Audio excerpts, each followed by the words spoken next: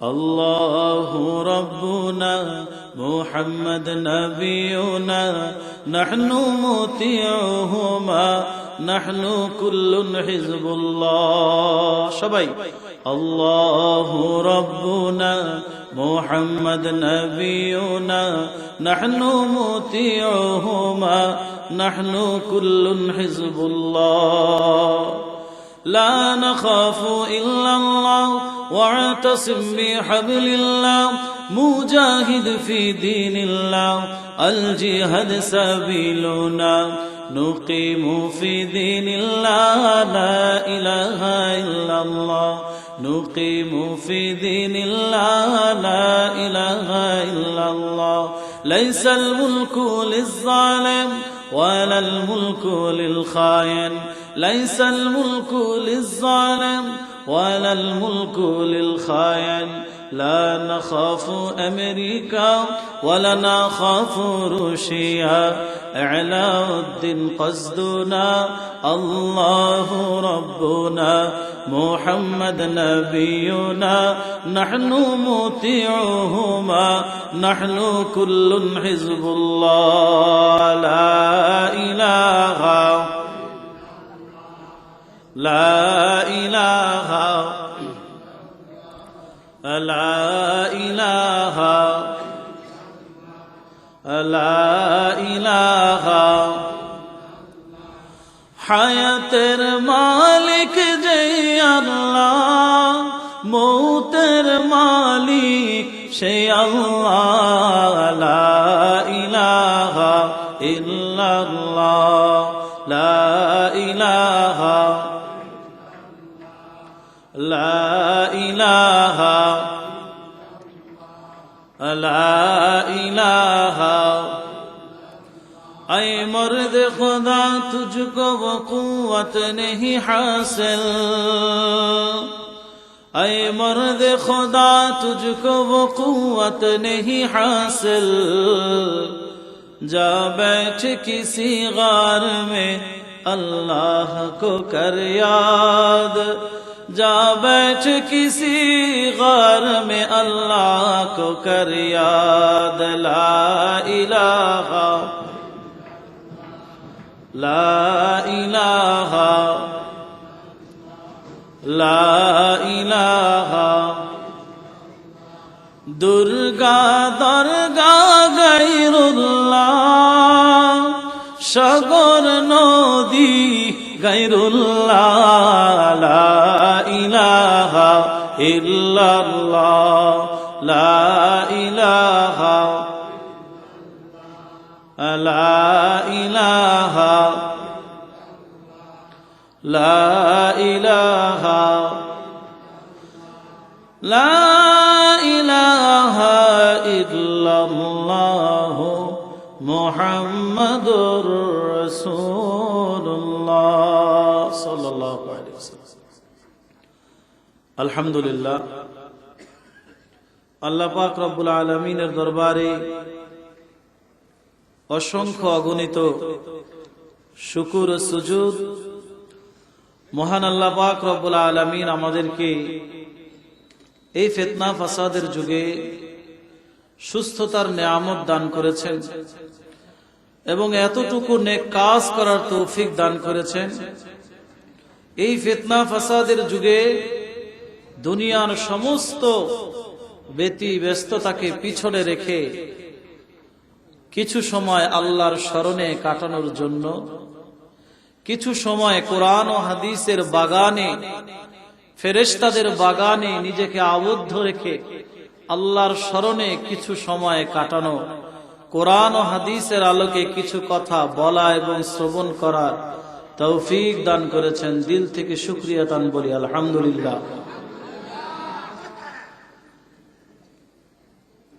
নূরে Medina Islamia মাদ্রাসা, Nishchintapur, Bakta, Phulbaria, মোমিনশাহী, 25শে December রোজ বুধবার হাফেজ ছাত্রদের পাগড়ি প্রদান উপলক্ষে দ্বিতীয় বার্ষিক ইসলামী মহাসম্মেলনের সম্মানিত সভাপতি এবং এখানে উপবিষ্ট বাংলার তৌহিদি জনতা, কোরআন প্রেমী, রসুল প্রেমী, ইসলাম প্রেমী যুবক ভাইয়েরা, কলিজার টুকরা, কচি কাঁচা মাসুম তালিবুল ইলম, পর্দার অন্তরালের আমার মা ও ভগ্নীরা, সকলের প্রতি আমার আন্তরিক শুভেচ্ছা ও মুবারকবাদ। আজকের এই দিনে এমন একটা সময় আমরা উপনীত হয়েছি, আপনারা দেখেছেন দীর্ঘ সময় ব্যাপী প্রায় 16 বৎসর কোরআনের এই মাহফিলগুলো, কোরআনের এই বাগানগুলো যেখানেই বাস্তবায়ন করার প্রয়াস করা হয়েছে সেখানেই বাধা এসেছে। যেখানে কোরআন ও হাদিসের কথা কেউ সমুচ্চ স্বরে, সমুচ্চ কণ্ঠে বলতে চেয়েছে সেখানেই বাধা এসেছে।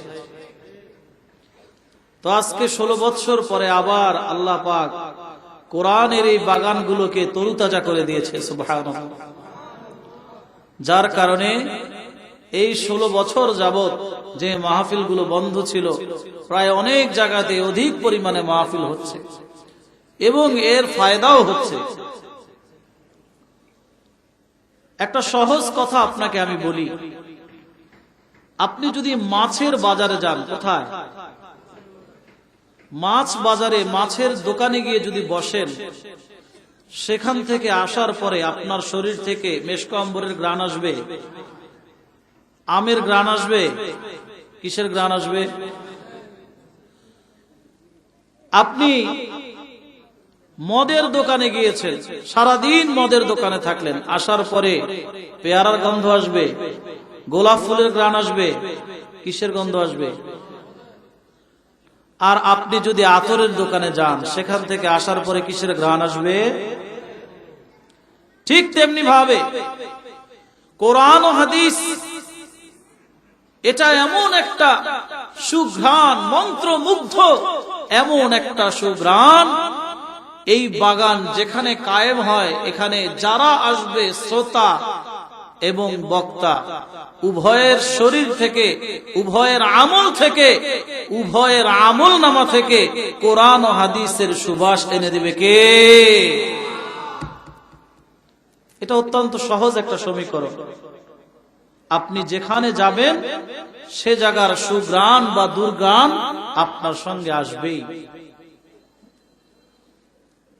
আজকে এখনো পর্যন্ত আমার আপনার মা ও বোনেরা রাস্তা দিয়ে নিরাপদে নিজেদের ইজ্জত নিয়ে হাঁটা চলা করতে পারে, এটা এই মাদ্রাসা, মসজিদ, কোরআন ও হাদিসের এই মাহফিলগুলোর অবদান, ঠিক কিনা বলেন?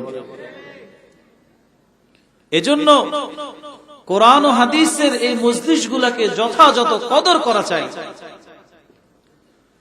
এই মাহফিলটা যারা আয়োজন করেছে তাদের কাছে জিজ্ঞাসা করে দেখবেন পার্সোনালি, যে এই মাহফিলটা ব্যবস্থা করতে, ইন্তজাম করতে কতটা কষ্ট তাদেরকে পোহাতে হয়েছে, কত মানুষকে ম্যানেজ করতে হয়েছে, কত টাকা পয়সা কত দিক থেকে কালেকশন করতে হয়েছে।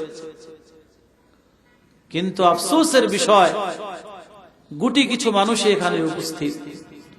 আজকে যদি এটা যাত্রা হতো, গানের মজলিস হতো, মানুষ এখানে ঠাই দেওয়ার মতো ব্যবস্থা থাকতো না। অথচ কোরআন কার? এখানে কথা হবে কার? আপনার শরীরটা কার? এই শরীরের আরাম বলেন, সুখ বলেন, কষ্ট বলেন, এগুলো দেওয়ার মালিক কে? তাহলে আল্লাহর দেওয়া শরীর নিয়ে আল্লাহর কোরআনের কথা আল্লাহর রাসূলের ঘরের সামনে বসে হবে, এখানে যে আসতে পারবে না তার মতো হতভাগা আল্লাহর এই জমিনে আর কে আছে বলেন? ঘরের পাশে, বাড়ির পাশে এইরকম সুন্দর কোরআনের বাগান, হাদিসের বাগান রেখে যারা ঘরে বসে থাকবে, নিছক বুঝে নিবেন আল্লাহর সাথে তাদের সাথে সম্পর্ক বেশি ভালো না। যাই হোক, আপনাদের সম্মুখে পবিত্র কোরআনুল কারীমের যে আয়াত আমি তেলাওয়াত করেছি, আজকের আমার আলোচ্য বিষয় হলো মানুষের উপরে মানুষের কি কি হক রয়েছে, অথবা মানুষের কি হক, এক মানুষের আরেক মানুষের উপরে কি হক। এটা বিস্তর একটা বিষয়। আমি সংক্ষেপে কিছু কথা আপনাদের সামনে পেশ করার প্রয়াস করব ইনশাআল্লাহ। এই পৃথিবীতে আমরা যত মানুষ রয়েছি, নিজের শরীর এবং দেহের প্রতি ভালোবাসা নেই এমন কোন মানুষ আছে? পৃথিবীর সবাই চায় সব মানুষ মরে যাক, আমি একা শুধু বেঁচে থাকি, সুস্থ থাকি, তাও ভালো, ঠিক কিনা? কোন মানুষ চায় না আমার শরীরে কেউ আঘাত করুক, আমি মরে যাই, এটা কেউ চায় না। যদি পারত তাহলে হয়তো 1000 বছর বাঁচার চিন্তা ভাবনা করত, কিন্তু আল্লাহ যেহেতু হায়াত দেয় নাই, এটা সম্ভব না। এই কথাগুলো কেন বলছি?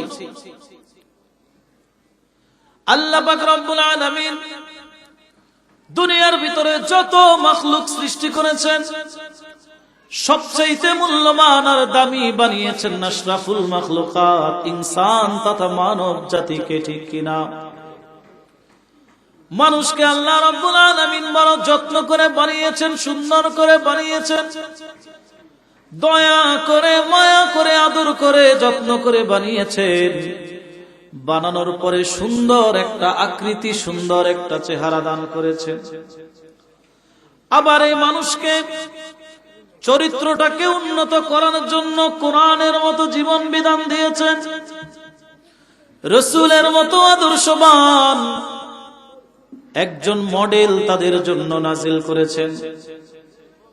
অর্থাৎ একজন মানুষকে আল্লাহ রাব্বুল আলামিন যেভাবে যত্ন করে বানিয়েছেন, আবার এই মানুষের জীবনটাকে সুন্দরভাবে গোছানোর জন্য একটা বিধান দিয়েছেন, সেটার নাম কি? কোরআন। আবার এই কোরআনকে বোঝার জন্য, এই কোরআন ও হাদিসের আলোকে জীবনকে সাজানোর জন্য একজন ড্রাইভার দিয়েছেন। ড্রাইভারের নাম কি? মুহাম্মদুর রাসূলুল্লাহ সাল্লাল্লাহু আলাইহি ওয়াসাল্লাম। আল্লাহর নবী সাল্লাল্লাহু আলাইহি ওয়াসাল্লাম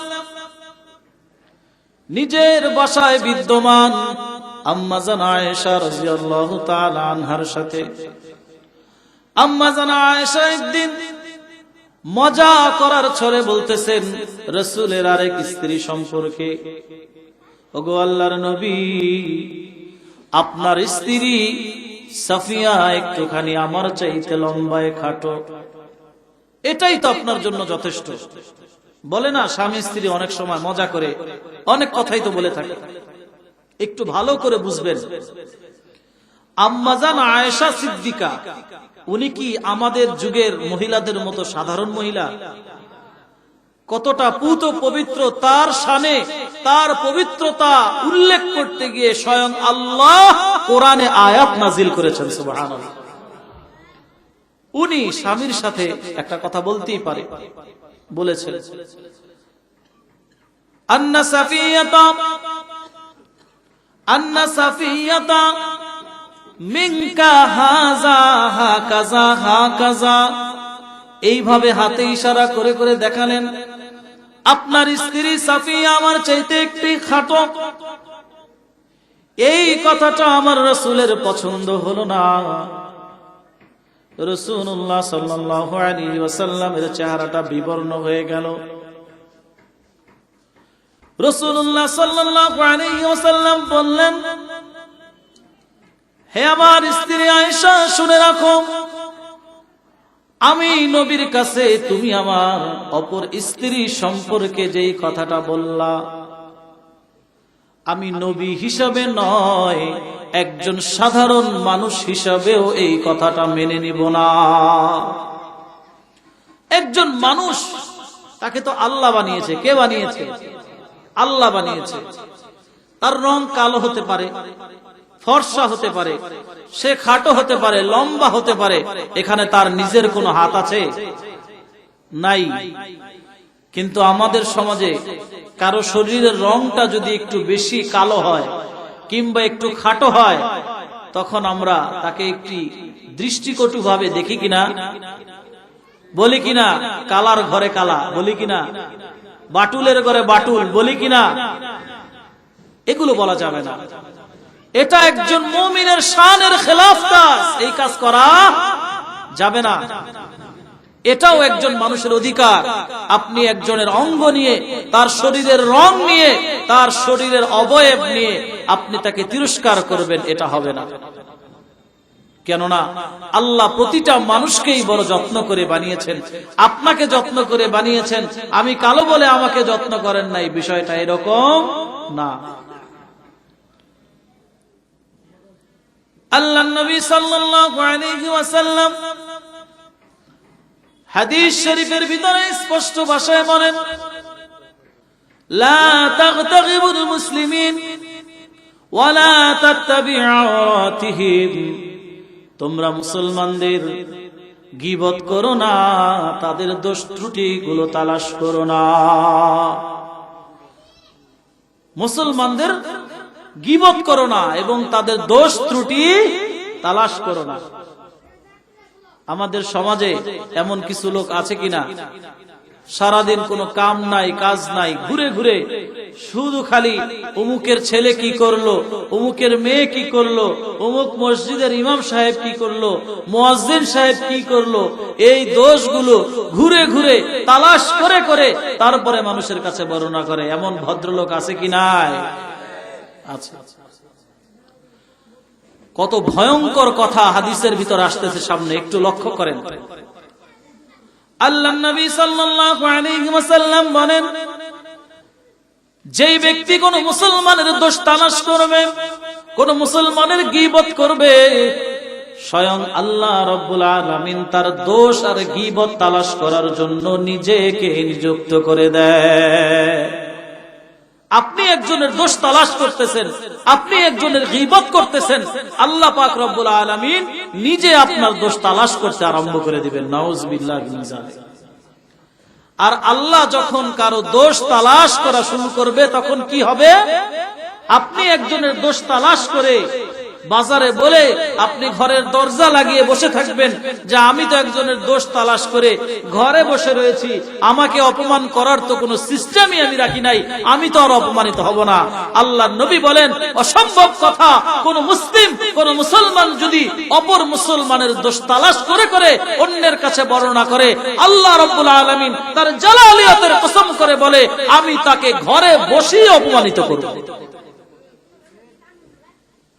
আপনি একজনকে সুযোগ পেয়ে বাজারে 10 জনের সামনে অপমানিত করলেন, লাঞ্ছিত করলেন, মনে করতেছেন আমি তো তাকে অপমান করে দিয়েছি, সুযোগ পেয়ে চান্সে তাকে অপমান করে দিয়েছি, আমাকে আর পায় কে? আল্লাহ রাব্বুল আলামিন ঘোষণা দেয়, আমি ওই বান্দার পক্ষ নিয়ে যে কাজ করেছে সে যদি ঘর থেকে বের নাও হয়, তার ঘরে বসে আমি তাকে অপমান করব, লাঞ্ছিত করব। সুতরাং মুসলমানের ইজ্জতের দাম আছে না নাই? বিদায় হজের দিন আল্লাহর নবী সাল্লাল্লাহু আলাইহি ওয়াসাল্লাম মিম্বরে দাঁড়িয়ে বলতেছেন, ফায়া আইয়ুহান নাস, হে লোক সকল এদিকে লক্ষ্য করো, আইয়ু বালাদিন হাযা, এটা কোন শহর? লোকেরা বলল, বালাদুন হারাম, এটা একেবারে নিরাপদ একটা শহর, সম্মানিত শহর। আল্লাহর নবী তারপরেই বলতেছেন, আইয়ু শাহরিন হাযা, এটা কোন মাস? সাহাবায়ে বলেন, শাহরুন হারাম, এটা অত্যন্ত পবিত্র এবং একটা নিরাপদ মাস। এরপরে আল্লাহর নবী আবার জিজ্ঞেস করেন, আইয়ু ইয়াউমিন হাযা, এটা কোন দিন? সাহাবায়ে কেরাম বলেন, ইয়াউমুন হারাম, এটা অত্যন্ত পবিত্র দিন, নিরাপদ দিন। আল্লাহর নবী সাল্লাল্লাহু আলাইহি ওয়াসাল্লাম পরক্ষণে বলেন, ফা ইন্নাল্লাহা হারামা আলাইকুম কা হারামা ইয়াউমুকুম ইয়াউমু হাযা ওয়া শাহরু হাযা ওয়া বালাদু হাযা। ও আমার উম্মতেরা, শুনে রাখো, তোমরা যেইভাবে মনে করতেছো এই শহরটা একেবারে নিরাপদ, এই মাসটা যেমন সম্মানিত, আজকের এই হজের দিনটা যেমন পবিত্র এবং সম্মানিত, কাউকে কষ্ট দেওয়া যাবে না, কাউকে অপমান করা যাবে না, এই দিনগুলো যেমন সম্মানিত, আল্লাহ পাক রব্বুল আলামিন সারা জিন্দেগীর জন্য কিয়ামত পর্যন্ত এক মুসলমানের নিকট অপর মুসলমানের সম্পদ, অপর মুসলমানের জীবন জীবন, অপর মুসলমানের সম্মান সব কিছুকে এই রকম হারাম করে দিয়েছে, সম্মানিত করে দিয়েছে। এক মুসলমানের কাছে অপর মুসলমানের ইজ্জত, সম্মান, তার জীবন, তার সম্পদ সব কিছু কি করে দিয়েছে? নিরাপদ করে দিয়েছে। অর্থাৎ অন্যায়ভাবে একজন মুসলমানকে অপমানিত করা যাবে না, লাঞ্ছিত করা যাবে না, তার গায়ে আঘাত করা যাবে না, অন্যায়ভাবে তার সম্পদের আত্মসাৎও করা যাবে না। এই হক গুলো আল্লাহ নবী সাল্লাল্লাহু আলাইহি ওয়াসাল্লাম স্পষ্ট ভাবে বলে গিয়েছেন। তাও কখন? বিদায় হজের ভাষণে, যেটা ছিল আল্লাহ নবীর জীবনের সর্বশেষ হজ সাহাবায়ে কেরামের সাথে। ওই হজের সময় আল্লাহ নবী সাল্লাল্লাহু আলাইহি ওয়াসাল্লাম এই কথাগুলো উম্মতদেরকে বলে গিয়েছেন, জানিয়ে গিয়েছেন। আজকের এই দিন, আজকের এই মাস এবং এই শহর যেমনি ভাবে তোমাদের নিকট পবিত্র এবং নিরাপদ, একটি মুসলমান আরেক মুসলমানের কাছে ঠিক তেমনি ভাবে তার জান, তার মাল, তার ইজ্জত, সম্মান এইরকম নিরাপদ হয়ে গেল। সুবহানাল্লাহ। মুসলমান মুসলমানের কাছে এতটা নিরাপদ থাকবে। কিন্তু অত্যন্ত দুঃখ আফসোসের সাথে বলতে হয়, তবলিগের নাম দিয়ে, তবলিগ করার নাম দিয়ে একজন মূর্খ পথভ্রষ্ট লোকের অনুসরণের তাবেদারি করে টঙ্গীর ময়দানে নামাজরত, জিকিররত, ইবাদতরত সাধারণ নিরীহ মুসলমানের গায়ে যারা ছুরি দিয়ে আঘাত করে, তাদেরকেও আল্লাহ রাব্বুল আলামিন এই দুনিয়ার বুকে লাঞ্ছিত করবে, আর আখিরাতে তাদের জন্য শাস্তির ফয়সালা করবেই করবে ইনশাআল্লাহ। আল্লাহ রাব্বুল আলামিন পবিত্র কোরআনে বলেন, وَكَتَبْنَا عَلَيْهِمْ فِيهَا أَنَّ النَّفْسَ بِالنَّفْسِ وَالْعَيْنَ بِالْعَيْنِ وَالْأَنْفَ بِالْأَنْفِ وَالْأُذُنَ بِالْأُذُنِ وَالسِّنَّ بِالسِّنِّ وَالْجُرُوحَ قِصَاص। আল্লাহ পাক বলেন, আমি এটা নির্ধারণ করে দিয়েছি, আমি এটা নির্ধারণ করে দিয়েছি। একজন মানুষকে যদি একজন মানুষ অন্যায়ভাবে হত্যা করে, একটা জীবন যদি কেউ অন্যায়ভাবে নিয়ে নেয়, এই একটা জীবনের বদলে আর একটা জীবনই নেওয়া হবে। অন্যায়ভাবে যদি কেউ কারো চক্ষু নষ্ট করে দেয়, তারও একটা চোখ নষ্ট করা হবে। যদি কান কেটে দেয়, তাহলে তার কানও কাটা হবে। যদি তার নাক ভেঙে দেয়, তারও নাক ভাঙ্গা হবে। যদি অন্যায়ভাবে একটা দাঁত কারো ফেলে দেয়, তাহলে ওই একটা দাঁত তার কাছ থেকে আল্লাহর কিসাস হিসাবে, হক হিসাবে নেওয়া হবে। একটা দাঁত, একটা কান, একটা চোখ যদি কেউ নষ্ট করে, স্পষ্ট কোরআনের আয়াতে আল্লাহ পাক বলেন এর হক, এর কিসাস তার কাছ থেকে নেওয়া হবে।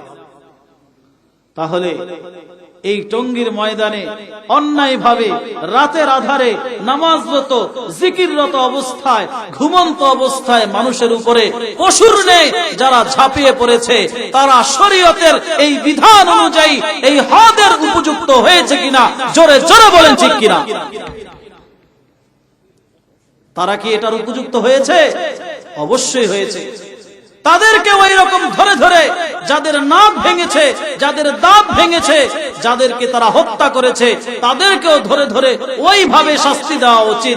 আর যারা সরাসরি হত্যা করেছে, টঙ্গীর ময়দানে একত্রিত করে সমস্ত মানুষের সামনে আল্লাহর হক কায়েম করার জন্য ধরে ধরে ওদেরকে জবাই করা উচিত, ঠিক কিনা বলেন? বান্দার হক, যেখানে আল্লাহ নবী সাল্লাল্লাহু আলাইহি ওয়াসাল্লাম বলতেছেন, আয়েশা, আমি নবীর সামনে তুমি একজন মানুষের অঙ্গ সম্পর্কে কোনো কথা বলবে, এটা আমি বরদাস্ত করব না, মেনে নেব না। সেখানে একজন মানুষের গায়ে অন্যায়ভাবে আঘাত করা, একজন মানুষের হক অন্যায়ভাবে নষ্ট করা, এটা কত বড় জঘন্য অপরাধ। সম্মানিত হাজিরিন, এটা তো সমাজের একটা দিক বললাম। আমরা প্রত্যেকে প্রত্যেকের জায়গায় দায়িত্বশীল। আমাদের কাছ থেকে কেউ না কেউ কোনো না কোনো ধরনের হক পাওনা রয়েছে, ঠিক কিনা? আপনি যদি বাবা হন, বাবা হিসাবে আপনার কাছ থেকে আপনার সন্তানের কিছু হক রয়েছে না? আপনি যদি সন্তান হন, সন্তান হিসাবে আপনার কাছ থেকে আপনার মা বাবা একটা হক পাওনা রয়েছে না? আপনি যদি সমাজের একজন সেবক হন, তাহলে সমাজের সাধারণ জনগণ যারা রয়েছে তারা আপনার কাছ থেকে হক পাওনা আছে কিনা? আল্লাহর নবী সাল্লাল্লাহু আলাইহি ওয়াসাল্লাম বলেন, আলা কুল্লুকুম রাঈন ওয়া কুল্লুকুম মাসউলুন আন রাইয়াতিহি আও কামা ক্বালা an-নবী সাল্লাল্লাহু আলাইহি ওয়াসাল্লাম। ও আমার উম্মতেরা, শুনে রাখো, তোমরা প্রত্যেকেই প্রত্যেকের জায়গায় দায়িত্বশীল এবং কিয়ামতের ময়দানে তোমাদের প্রত্যেকের জিম্মাদারি সম্পর্কে তোমাদেরকে জিজ্ঞাসা করা হবে। এই কথা ভাবার কোনো সুযোগ নাই। আমি তো সাধারণ একজন মানুষ, আমি তো গ্রামের সাধারণ একজন কৃষক, আমাকে তো কেউ চিনে না, আমাকে তো কেউ জানে না, আমি আল্লাহর কাছে কি হিসাব দেব? আমার তো কোনো মাল সম্পদ নাই। না না, এই কথা ভাবার কোনো সুযোগ নাই। কিয়ামতের ময়দানে আল্লাহ পাক রব্বুল আলামিন প্রত্যেক মানুষকে যেই যেই জিম্মাদারি দান করেছে, প্রত্যেক জিম্মা সম্পর্কে তাকে জিজ্ঞাসা করা হবে। ইমাম সাহেবকে জিজ্ঞাসা করা হবে, আপনি তো মসজিদের একজন ইমাম ছিলেন, আপনার দায়িত্ব ছিল কোরআন ও হাদিসের আলোকে মানুষকে বোঝানো, কোরআন ও হাদিসের আলোকে মানুষকে কথাগুলো বুঝিয়ে বুঝিয়ে দ্বীনের পথে আনা। আপনার দায়িত্ব কি আপনি পালন করেছেন? এই কথা কাকে জিজ্ঞাসা করা হবে? ইমাম সাহেবকে। একজন বাবাকে জিজ্ঞাসা করা হবে, আপনি তো বাবা ছিলেন, আপনার সন্তান ছিল, মেয়ে ছিল, স্ত্রী ছিল, কন্যা সন্তান, পুত্র, সব হাদিস শিক্ষা দেওয়ার প্রয়োজন ছিল, আপনি কি সেগুলো দিয়েছেন? এই প্রশ্নগুলো কি তাদেরকেও করা হবে। সম্মানিত হাজিরিন, যেই কথাটা বলেই আমি শেষ করে দিব সেটা হলো, আমাদের সমাজে বিভিন্ন সময় বিভিন্ন ক্ষেত্রে আমরা জুলুমের শিকার হই এবং নিজেরাও জুলুম করি। আমাদেরকে আল্লাহ রাব্বুল আলামিন সর্বরকম জুলুম করা থেকে এবং জুলুমের শিকার হওয়া থেকে আল্লাহ পাক রব্বুল আলামিন হেফাজত করেন। সকলে বলে আমিন। কোথাও কারো উপরে কোনো জুলুম করব না, নিজেরাও জুলুমের শিকার হব না। যদি কেউ কখনো জুলুম করে ফেলে, জুলুমের শিকার হয়ে মাজলুম হব, কিন্তু জালেম হব না। আল্লাহর নবী সাল্লাল্লাহু আলাইহি ওয়াসাল্লাম হাদিসের ভিতরে বলেন, কোন মানুষ যদি কারো উপরে জুলুম করে, দুনিয়াতে সে জুলুম করে বেঁচে গেল, আখিরাতে কিন্তু আল্লাহর কাঠগড়ায় সে বাঁচতে পারবে না। জুলুম আপনি করলেন, কেউ দেখলো না, কেউ জানলো না, কেউ বুঝলো না।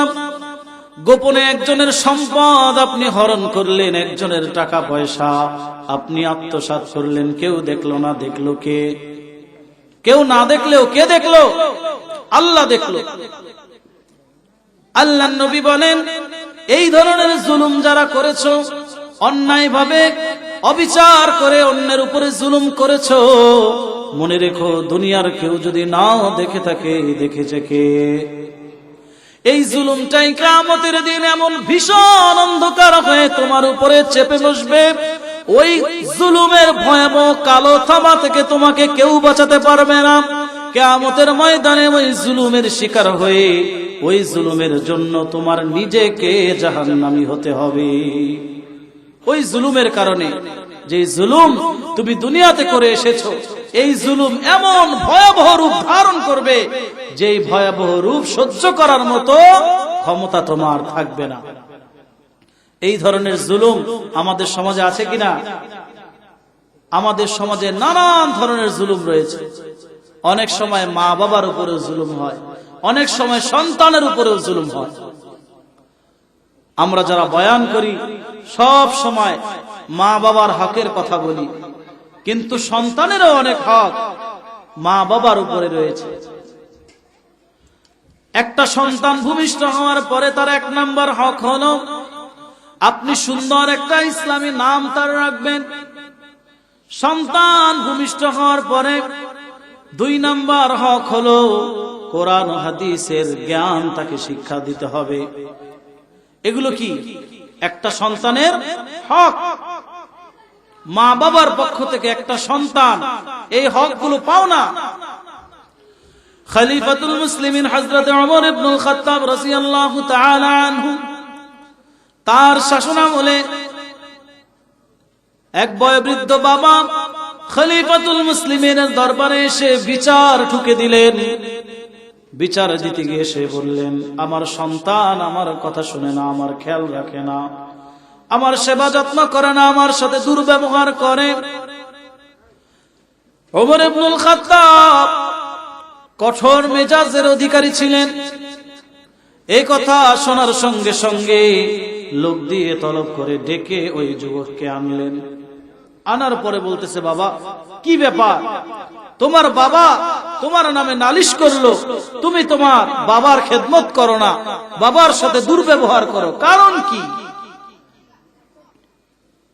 এবার ওই যুবক হযরতে ওমর ইবনুল খাত্তাবের দিকে লক্ষ্য করে বলেন, আমিরুল মুমিনিন, মা বাবার নাফরমানি করা এটা অত্যন্ত জঘন্য অপরাধ, এ কথা আমি মানি।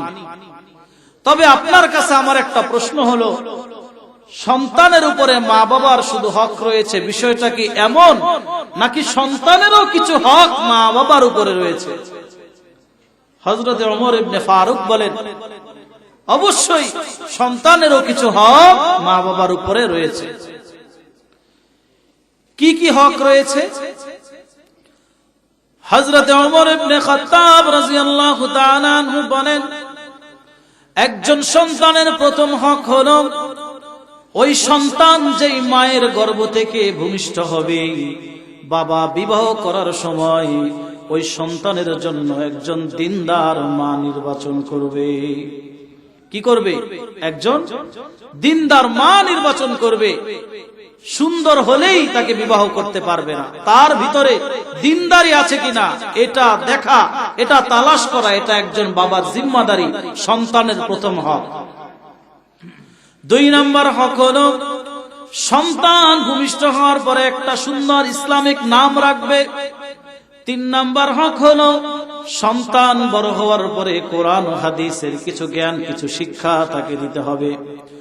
এবার ডাক দিয়ে ওই যুবক বলেন, আমিরুল মুমিনিন, আমার বাবা আমার জন্য এমন একজন মা নির্বাচন করেছেন, আমার মা একজন নাচনেওয়ালি, জাঞ্জি, অগ্নি পূজারকের দাসী, এমন একজন মহিলাকে শুধু সৌন্দর্যের মোহে বিমোহিত হয়ে আমার বাবা তাকে বিবাহ করেছে, আর এই মহিলা হলো আমার মা।